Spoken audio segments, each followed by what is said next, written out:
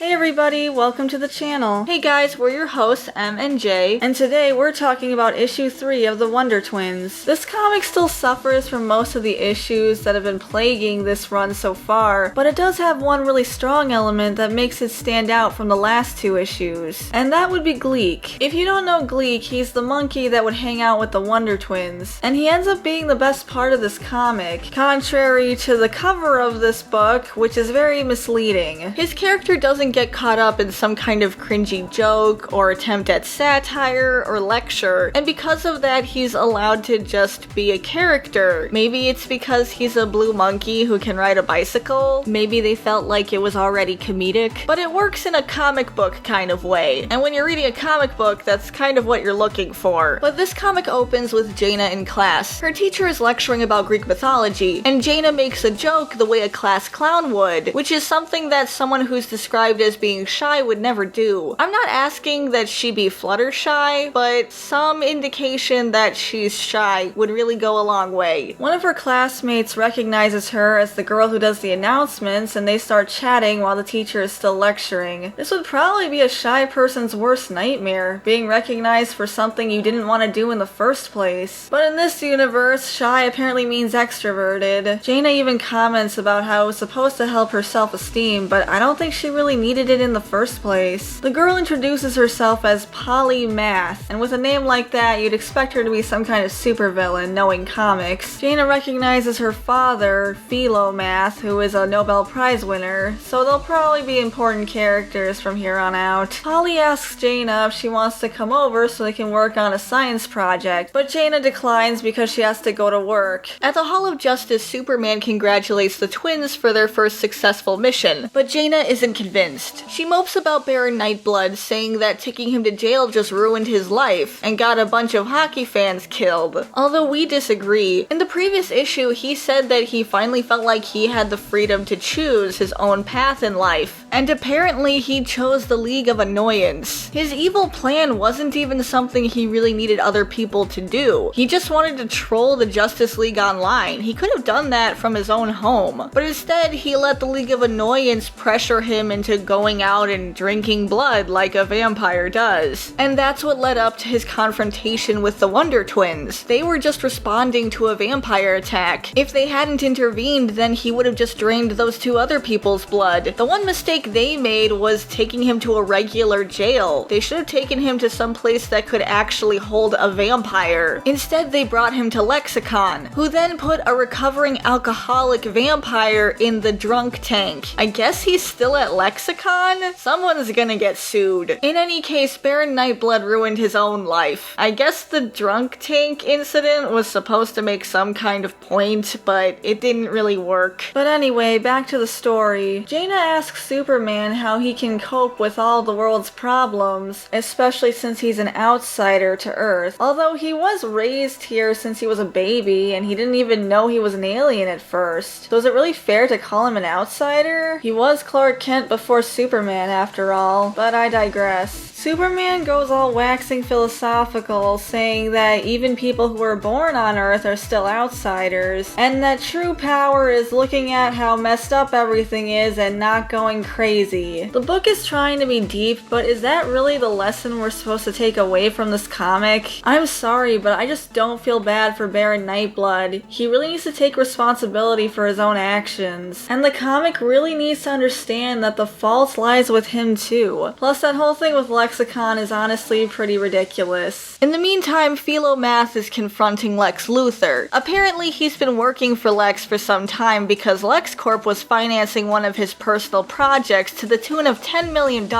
but he's worried about his daughter Polly growing up in this kind of environment, so he wants to leave. This is a very strange portrayal of Lex Luthor. First of all, he doesn't really look like Lex. He looks like a low-level grunt from the first stage of a video game. Secondly, he only only speaks in outdated references. He says things like, "What is this, Little House on the Prairie?" And also references Bonanza, a show that went off the air in 1973. No one reads comics for outdated references. No offense to Little House on the Prairie or Bonanza. They were influential shows, but this is no place to reference them. But Lex refuses to let him off the hook. He can either pay the money he owes, or he'll just take everything. Or he could join the League of Annoyance, since they have an open position. Math tragically chooses the League of Annoyance route. Lex has his lackey Chester escort Math out. My goodness, the same face syndrome. Couldn't they have at least given him a 5 o'clock shadow? But we move on to Philo Math joining the League of Annoyance, and Praying Mantis introduces him, and we get an establishing shot of all the villains. Cell phone Sylvia. That's not even a pun, but I digress. But there's also a new member that wasn't there last issue, the Malingerer. Weren't there 5 members of the League of Annoyance? That's why Math was able to join, because there was an open space. Where'd this guy come from? But honestly, these villains are so uninspired. Praying Mantis asks everyone how their villainous plans are going. Scrambler has an admittedly terrifying plan that involves him switching bodies with the presidents at a fundraising dinner. All he would need is $5,000 to buy a ticket to the event. But Praying Mantis shoots it down because they don't have that kind of money in their budget, and they still need to pay for Druncula's lawyer. But this is a criminal organization. Why not just steal the money? How hard can it be for the Scrambler to rob a bank? He can just switch bodies with a manager. And as for Baron Nightblood, he's in Lexicon. How hard can it be to break out? Or break him out? After all, the Scrambler broke out. Praying Mantis informs the group that Druncula was apprehended by 2 new superheroes, the Wonder Twins. They decide they're gonna try to do something about this. Their plan is to try to capture them while they're asleep.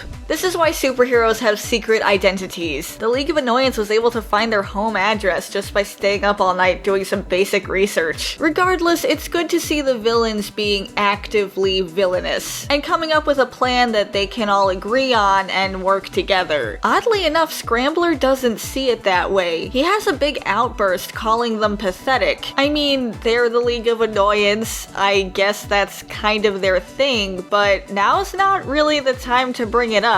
They're actually doing something actively evil. He storms out and tells them to call him when they're done playing games. You'd think that he would have stormed out after they shot down his plan to take over the country. He leaves stating that there's no such thing as evil. I don't know about that, buddy. But that's the last we see of him in this comic, so I'm not sure what's in store for this character. But the League of Annoyance is back to 5 members, so there's that. Maybe that's why he left. Meanwhile, the twins are settling in for the night. Zan's letting Gleek sleep in his bed despite Jaina's protests. A circus poster in Zan's bedroom causes Gleek to have flashbacks about his own time at the circus, where he was abused by a cruel ringleader. This is actually reminiscent of previous Wonder Twins lore, where they all came from an abusive circus environment. It would have been nice if we got to explore this more, instead of only getting it with Gleek, but it is really sad to see him cry like that and cuddle up against Zan. This is the first time this comic has made us feel sympathy for one of its characters. Unfortunately, the League of Annoyance shows up to ruin the interesting character moment. It would have been nice if the rest of the comic had focused on the characters more. Like, what do we really know about Praying Mantis, other than he's the leader of the League of Annoyance? We don't know much about any of these villains. The only one who got any proper setup was the Scrambler, and he just walked out of the comic. Who's Amphetamine? Who's Cell Phone Sylvia? I guess those things just aren't as important as waxing philosophy. We still barely even know the Wonder Twins. Like, why were they banished from Exor? Nothing's really set up properly because this isn't a character study, which is a shame because when we do get character focus, it's actually decent. Praying Mantis, the Malingerer, and Amphetamine manage to overpower Jaina. They go to capture Zan, but they find he's not in his bed, only for him to come charging out of another room. In this issue, it seems like they do need to fist bump in order to activate their powers. In the last issue, it seemed like that wasn't necessary, so I'm not sure if it was an art thing or a writing thing. Maybe they just forgot. Maybe the fist bump happened off panel. But Zan was also turning into other forms of water without needing to fist bump. I wish they would explain how their powers actually work. They go into all this detail about Thunderlust, but not the twins' powers. Jaina turns into a python, only to be shoved inside a bag almost immediately. Maybe she should have gone with the gorilla again. That seemed effective last time against a vampire. Or she could have at least bitten one of them. Amphetamine is just hitting her with a rolled up magazine. But Zan turns into water and manages to flush them out of the house, only to be captured himself when praying mantis accidentally falls on him. So they drag the twins back to their base and explain that the bags they're in are neutralizing their powers. So with the twins captured, Amphetamine and praying mantis, the malingerer went to the hospital apparently, decide to throw the twins into a plastic shredder. The tonal shift in this comic is pretty jarring. Most of the time it's very juvenile and silly, along with being pretty mean-spirited, but then all of a sudden they'll pull out a plastic shredder or have a vampire brutally murder like 6 people in one panel. Luckily for the twins, Gleek is on his way. He's actually able to use his past trauma to get past the League of Annoyance and free the twins, who are then able to finish them off. We also see praying mantis and Amphetamine being hauled off by the police. There goes their leader. Unfortunately, that's probably not the last we're gonna see of the League of Annoyance. Back at school, Jaina starts waxing philosophy over the morning announcements, so I really don't know why they bothered saying she was shy in the first place, because she's totally going off the script. But Jaina goes on to basically say there's no such thing as good and evil, and that true morality comes down to pettiness and generosity, which is kind of saying a lot from the same guy who wrote Harley Quinn number 56, which claimed that people who are nostalgic are worse than evil because they don't have a potential to change. Harley Quinn number 56 was extremely petty, and honestly, so is the Wonder Twins, taking real-world issues like animal rescue and prison reform and strawmanning them to the point where they're practically unrecognizable. There was also a missed opportunity that the twins never found out that Philo Math was responsible for the bags they were captured in, and Jaina never found out that her new friend's father is working with the League of Annoyance. Maybe that'll be revealed in another issue, but it feels like they should have been more involved in this issue instead of the malingerer and Amphetamine, who we don't know anything about and weren't really introduced. I wonder why this writer introduces villains or characters and then just doesn't do much with them in the issue they're introduced in favor of some other random villains that just kinda showed up. I'm also surprised that there was no manhunt for the Scrambler after he broke out of prison, although those guards did give up pretty quickly. I guess they just don't care about supervillains breaking out. But the writer did get one thing right, and that's Gleek. He's a character with a tragic backstory, but that motivates him to help others. This is reminiscent of classic superhero stories. The writer does an alright job when he doesn't get distracted by cringy jokes or trying to lecture the audience about poorly researched politics. Unfortunately, that doesn't seem to be what the writer wants to focus on most of the time. But if he cares so much about politics, why not just focus on writing political cartoons instead of superhero books? Or write superhero books, but understand there's a time and a place for everything. If you want to have political aspects to the story, just let it be a natural part of the narrative, instead of butchering the story for this poorly thought out political rhetoric. How are we supposed to take the politics of this comic seriously if they're going to strawman the opposition so much? But that's just our opinion. What do you guys think? Apparently the next issue is called Date Night. I am not looking forward to that. But thanks for watching, everyone. If you liked this video, you can leave a like and subscribe to this channel to see more content like this. And we'll see you in the next video. Bye! Bye, everyone!